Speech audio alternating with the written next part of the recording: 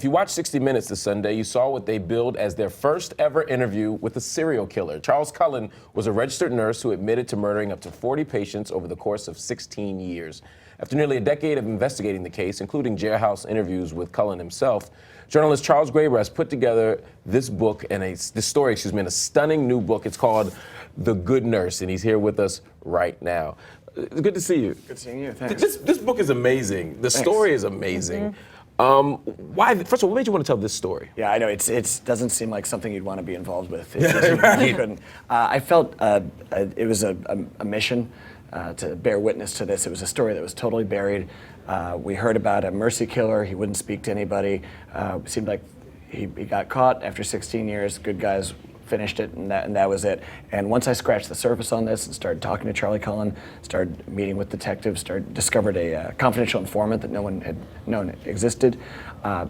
This was a story beyond belief and had to be told. That was one of my questions. Why the confidential informant? I mean, why wouldn't that person want to just come forward in a public capacity? Right. I think her mission was private. It was personal, and she was really. It was really difficult for her. This was her best friend, and she turned him in.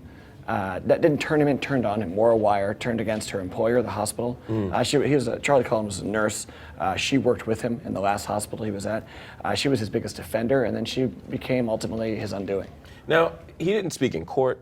No. You know, I've seen footage of the judge trying to get him to even just explain why he won't talk in court. Wouldn't say a word. Just wouldn't look at the victims as they stood up and showed images. I mean, how'd you get him to talk? Yeah, that's a good question. It was about a kidney. He was trying to donate a kidney from jail. There was somebody who was going to die without it.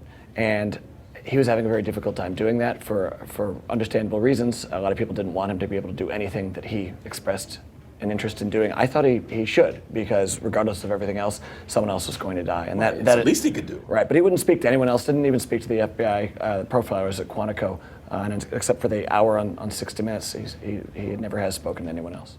Wow, that's amazing. I want people to take a look at Cullen on 60 Minutes from this past Sunday and get a sense of exactly who he is and where he is. Look, you pled guilty to murder. But you don't use that word. I think that I had a lot of trouble accepting that word for a long time. I accept that that's what it is. Do you consider yourself a serial killer? I mean, I guess it depends upon a person's definition.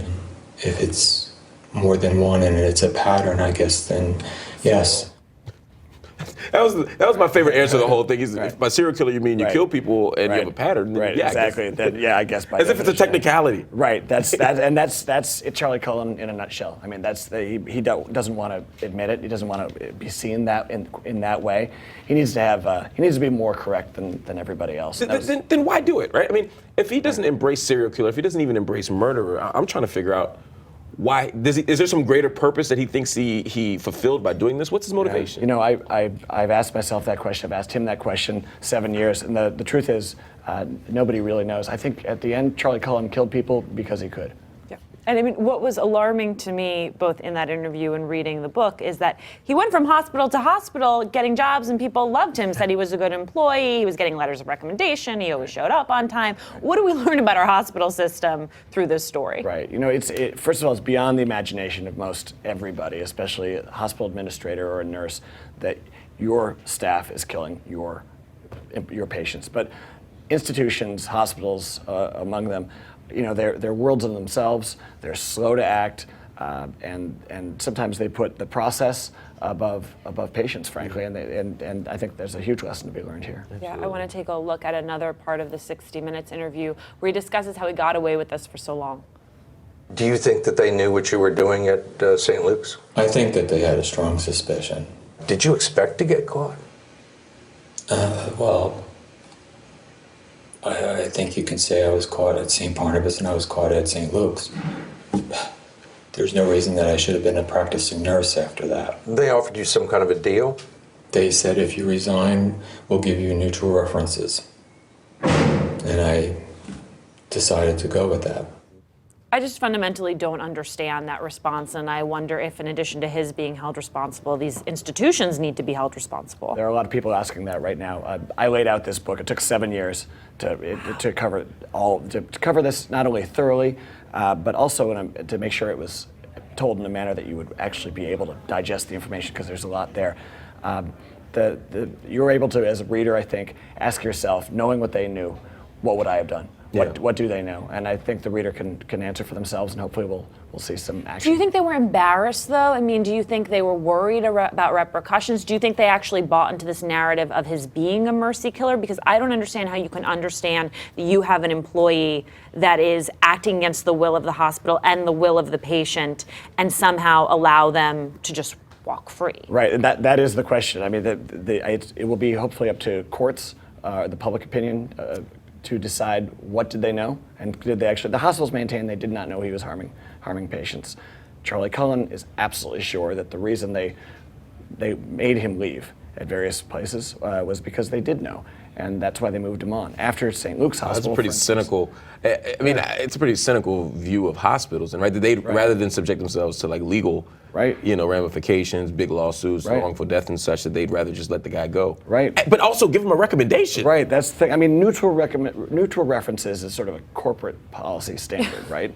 But when you're a hospital, you have a higher calling. That's what I'm saying. Yeah, exactly. Surely there's a serial killer exception, right? I mean, after St. Luke's Hospital, the next hospital he moved to was Somerset, and he killed another 16 people there in the next 8 months. Right, and as someone who's from the New York, New Jersey tri-state area, I was shocked that I had not really heard about this story until your book came out, until we were preparing for this, until I saw the 60 Minutes interview. I'm curious, and at the same time, we have Dr. Gosnell out of Pennsylvania, who there's been a lot of media attention around. Why do you think that case is getting the amount of attention that it is? Well, this case where he killed, 20, 30 people is not getting the same amount. Right. Well, he confessed to 40 initially, in addition to a whole part of his life which was lived in a fog. Experts familiar with it suspect that's wrong by a factor of 8, so it'd be 300 to 400 people. We'll never know how many people Charlie Cullen really killed. But the fact is, in that case, the Kermit case, there's a hot button issue right there, and so that being that abortion. Obviously, exactly. And I think that's the difference. When here you have a killer that didn't say a word, hospitals that issue statements, and no one knew the full story. So that's the mission of the book. wow. Well, when I hear this, I think of almost like a film. Like this seems like one of those, dark movies that you'd see that couldn't be real, but it is real. I mean, but with that said, do you think this will be a movie? Yeah, that gets asked a lot, and it certainly reads like a movie. I mean, you couldn't make this up. Yeah. We'll see what happens with that. All right, man. Well, thank you for joining us. Absolutely. The book is called The Good Nurse. Make sure you check it out.